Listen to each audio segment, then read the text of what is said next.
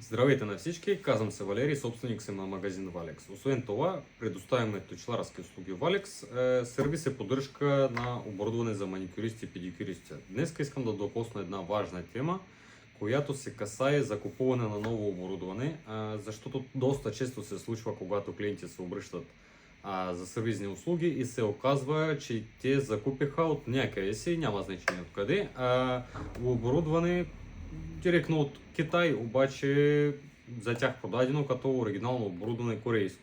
Какво трябва да обърнем внимание, дали е оборудване и оригинално? Първо, това си е захранващия блок. На всеки един захранващия блок има параметри на захранващия блок. Оттам има производител, коя фирма е произвела оборудване, държава за производство и серийния номер. Освен това, на стронгове има си етикет за оригиналност на продукта. Нали, може да се свали и да се провери дали оборудване е оригинално. На захранващите блокове на Маратон пак има си абсолютно всички параметри на захранващия блок. Има държава производство, има фирма на производство и по серийния номер можете да се обърнете към производителя, да получите и от тях официален отговор дали вашето оборудване е оригинално.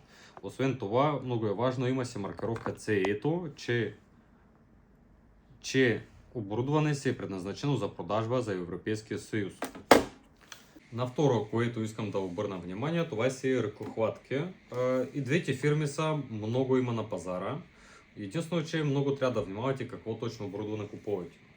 Първо да погледнем ръкохватки на Маратон и ще ви покажа едно сравнение с това, което доста се среща на пазара при нас. Как да разберете, че е оригинално или не е оригинално. Първо нещо, трябва добре да се чете. Това, което е написано, това си е серийния номер, това си е модел, това си е производителя. И пак има си маркировка за CE-то. Това си е първи вариант и втори вариант. Много добре се вижда какво е написано, да не е размито. Друго нещо, всеки един може да си свали задната капачка. Много лесно се отвива на едната и втората. Има си два варианта, какво можете да видите. Първия вариант, това си е регулиращ винт за задния лагер на самата ръкохватка или подобна тапа. В китайски варианти пак си идва тапа и единствено, че изглежда изобщо по друг начин. Това нещо при сваляне вие не нарушавате някаква търговска упаковка или вид на самото изделие. Затова може много лесно да се провери какво вие държите в ръката. Това си е оригинална ръкохватка, това си е китайска. Шрифта не е читабелен, серийния номер пак много лошо написан и така. Това, което касае Маратон. Сега ще видим как изглеждат стронгове, оригиналните.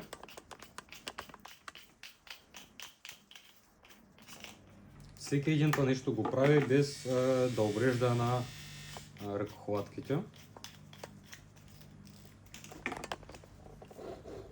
Фирма производител, модел на ръкохватка, серийния номер и държава, в която е произведено самото оборудване. На един вариант и на втория вариант. Оттам нататък пак гледаме от задната страна на ръкохватка и виждаме пак има два регулиращи винтове, които регулират колко силно се натяга задния лагер. Тук имаме две ръкохватки, които са от китайския производител, написан уж производител Strong, модел, не е читабелно и няма маркировка CE-то. От задната страна виждаме пак като и на Маратон, на реплики, че капачка е направена хич не и като оригинал. Това си е първо нещо, на кое трябва да обърнете внимание при закупуване на ново оборудване. Много добре разбираме, че реплика струва в доста пъти по-ефтино. Единствено вие, когато закупувате си оригинално оборудване, вече имате си гаранция, че оборудване ще работи много време наред. Да не се получава, че клиент си купува ръкохватка като на Маратон и работи 10 дена и ръкохватка сгъва. И после човек иска да си направи сервизно обслужване и цената за сервиза излиза доста по-скъпо, отколкото да си закупя подобна реплика от AliExpress или Tmall. Ние в нашата фирма Valex винаги държим на качество на продукта и на оригиналност на продукта. Всичко можете да закупите при нас на сайта valexshop.com. Благодаря.